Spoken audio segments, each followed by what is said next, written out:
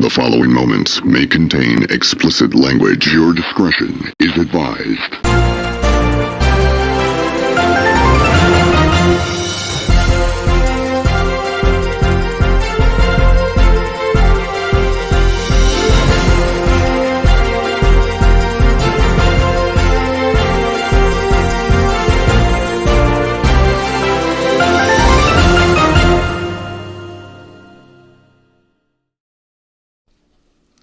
Hello, this is legitimate political discourse, and we're just going to ad-lib. You want to talk about Jake Tapper? Yeah, I was talking about this before the show. So full disclosure, I do not like Jake Tapper at all. I have never thought of him as a good journalist. I still remember, when the Afghanistan withdrawal happened? Oh, yeah. And he did that interview with Anthony Blinken that basically boiled down to him saying, well, if one more freedman was spent, then Afghanistan would have totally ended up without Taliban influence. It didn't make any sense, and then he had that meltdown on Twitter where someone from Peacock criticized him, and he said, oh, well, you all just want people that only support Democrats.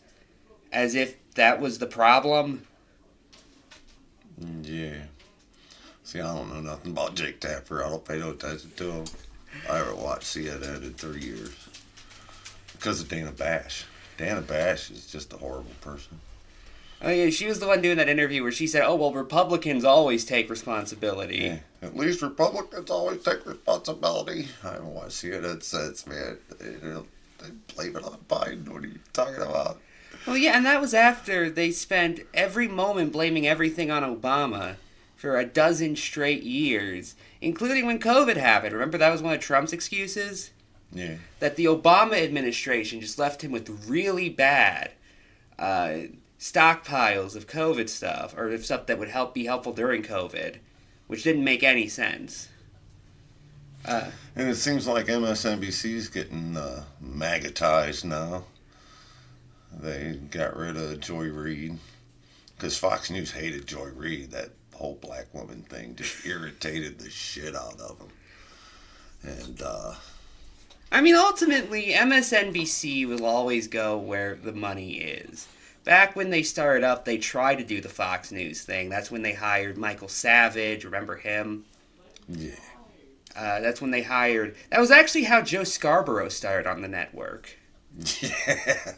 Morning Joe's Horror Show. Yeah. And then Keith Olbermann got success actually doing left-wing commentary, and things evolved from there. And now they just pretend Keith Olbermann didn't exist. Yeah. Well, it's not so much people they got rid of, but there was an incident yesterday.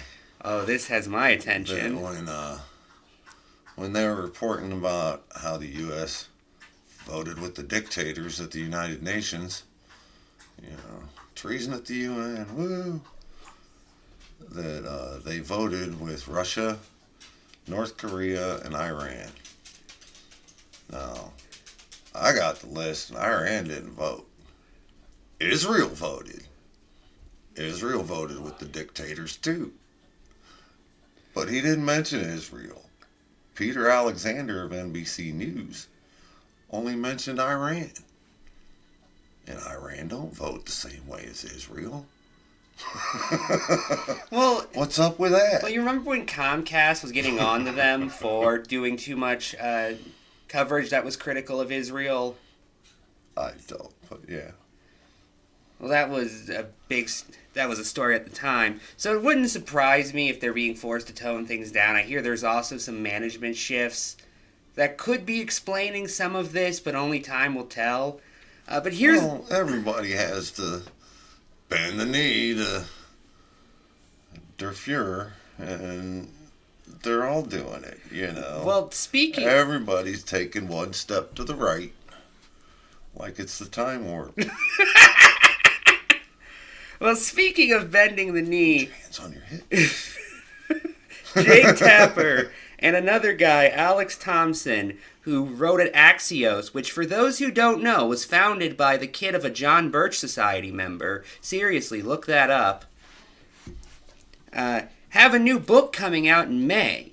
Now, you guys might have thought the only person who actually defeated Donald Trump in an election wasn't responsible for him winning re-election, but Jake Tapper, who moderated the debate in question where Biden did badly, and by the way, tons of other presidents did badly in their first debates. Both Reagan in '84 and Obama in 2012 did pretty bad. I've watched a lot of debates, dude, and nobody ever did that badly. Well, I'm not even judging the quality of performance, but what I am saying is that it was a standard not put on any other president. It was, I kept having recurring nightmares, man. We finally beat Medicare. I stand by that could have been viewed as a bad day if the administration put up a more coherent defense. Well, it turns out 2 weeks later we find out he had COVID. I don't know if he had COVID during the debate. He had it 2 weeks later, but I know he at least had a cold. 2 week excavation period. I know he at least had a cold. Yeah. It was not a good day for poor Joe Biden. Well, yeah. It is the worst day in American history for the rest of us because it just turned everything into fucking shit. Well, it turns out that there was a cover-up of Joe Biden's serious decline. Now, you guys might have heard about this story roughly 2,000 times when Joe Biden was president and then wondered what kind of cover-up even could have happened. Like, what else did they cover up? That Kamala Harris is black, or Kamala Harris is black? They covered that up too? It's all part of the fascist rewriting, though. Because they said that Biden was in decline all that time. And then this debate just happened to reaffirm their bullshit propaganda. It was bullshit. Because you'd see Joe Biden every other time. He went out and did a speech the next day where he was sharp as a tack. Yeah, he just had a bad night, and that happens. Again, tons of people have had bad nights and not been forced to step down from the nomination. But apparently there was a massive cover-up. It was such a great cover-up that it was something talked about constantly the entire time Joe Biden was president. And Jake Tapper and Alex Thompson have the scoop on it in their new book. Now, I have not read this book yet because it has not come out.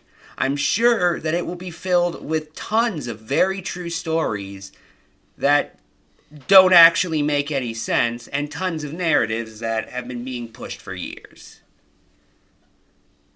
I dislike Jake Tapper quite a bit. Yeah.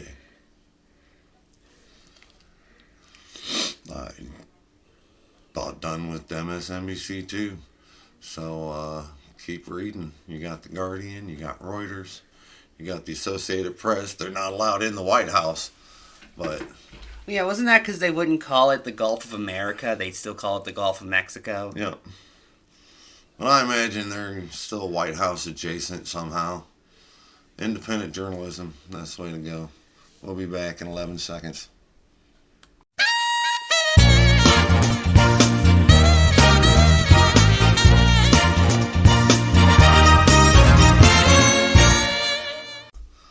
Welcome back. So speaking of people in the media who really seem to have this dislike of Biden, even though he's not even president anymore, like they got what they wanted. That's what really annoys me about this. Like, genuinely, it's like they're just mad that some of us think it was a bad idea for Biden to step down, even though it obviously was. James Carville, who made an entire documentary about his efforts to get Biden to drop out. You think anyone watched that? I didn't. I genuinely would be surprised if somebody did. Wrote an op-ed in the New York Times yesterday. It's time for a daring political maneuver, Democrats. And you know what his genius idea is?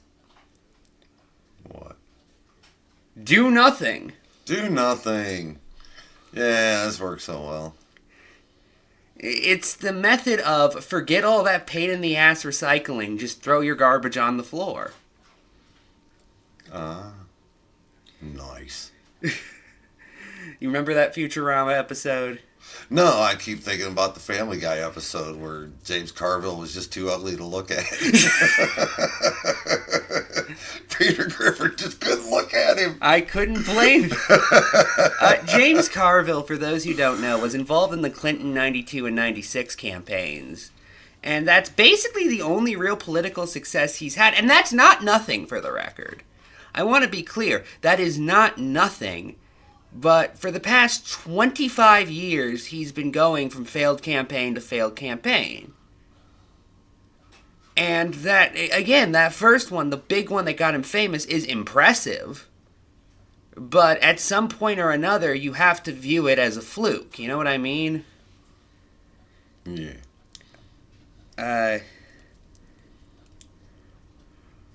But you see, James Carville has a strategy. According to him, there's nothing Democrats can legitimately do to stop it, even if we wanted to. What does that mean? Even if we wanted to, so you don't want to? Yeah.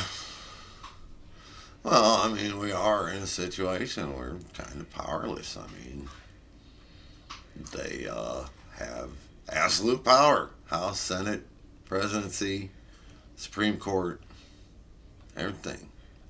And they've got a 900-page Nazi manifesto to impose.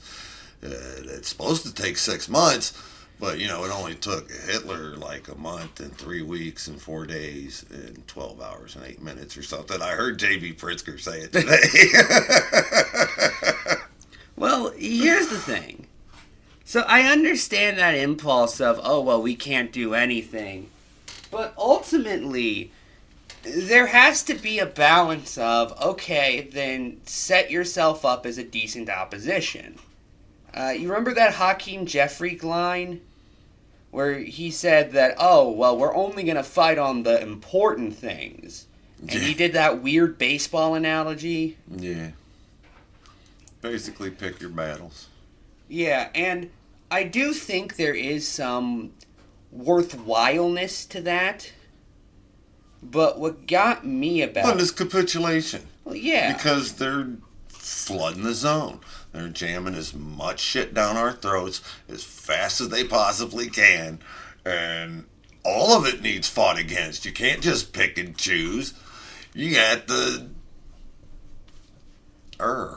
It's like if you were in a sewer, okay? And you were right next to the pipe, and then a bunch of shit just came down at you. And you said, look, I can't get rid of all of this shit on me. Some of it I just can't fight. So I'm going to find specific turds in this. And I'm going to fight those. Yeah, a sponge bath is just as good as a shower. Exactly. As if, by the way, we don't have thousands upon thousands of members. I mean, how many people are actually within the internal operation of the DNC? Probably at least a couple million. But we just can't find people to fight everything? Yeah. Like, that doesn't make any sense. I understand not all of it is going to be visible, and I'm not expecting Hakeem Jeffries specifically to fight against all of it inherently. But he can find people who should be able to fight against it, and if he can't, he can find people who can. He is one of the most powerful Democrats in this country. I guarantee you... I think he's the most powerful Democrat in the country at the moment. Well, yeah, politically, but I meant... You know what I mean. Well, I mean, not politically, constitutionally. The Speaker, not the Speaker, but the minority leader of the House. He is... We don't have anybody represent us at any other branch of government. And he's the top in the... Well, yeah, he's the one with the most... I mean, I guess you could say Schumer might be higher because it's a higher chamber. But Schumer is just so fucking pathetic. Oh yeah, he's never been. Oh my God. He has never been the best leader of the party. Oh my God. But the point is, he is, if not the most, at the very least in the top 5. Are you really telling me he can't call up people, or even call up people to call up people if he has to?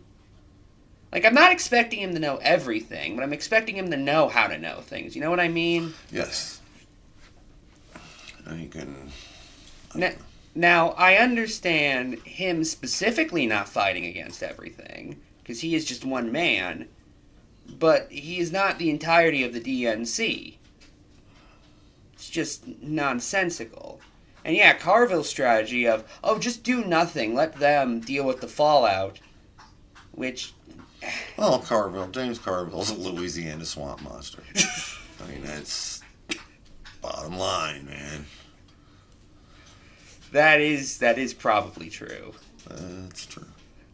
I don't lie. If you speak the truth, you're always right. That's a fact.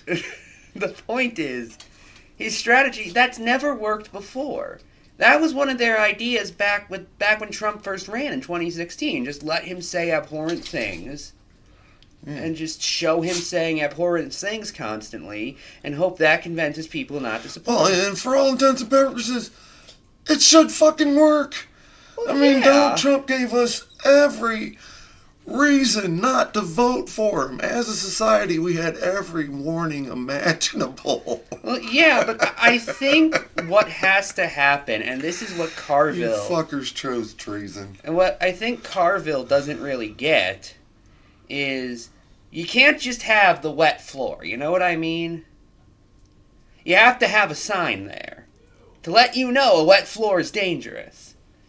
Now, maybe... But what's the point of pissing on the floor if you're just going to put down a sign people know? The whole point is they slip, fall down, you point and laugh. Well, yeah, exactly. You know, Exactly. Well, typically people can see if something's wet. I mean, I usually can tell if something's wet. I don't know about you. Maybe we shouldn't need a wet floor sign that says this floor is wet. Maybe we should be able to figure it. But no, there has to be a sign there, because if there's not, people don't realize it's dangerous. Actually, I'm in favor of the wet floor sign. I'm not for or against wet floor. No, that's liberal waste. You're wasting my tax money with your wet floor sign. Warning people. Did you ever see the guy who complained that he had to put coconut allergies on his coconut cookies? Did I ever show you that video? No. This PragerU video from like 8 years ago. Oh, God, no, I ain't watching it. I have watched more... I have self-respect. I refuse to do certain things that I can't get my time back. I have done more of that than one human being should, but I am a trained professional, so don't try it at home. Right on. Peace, y'all. Have a good one.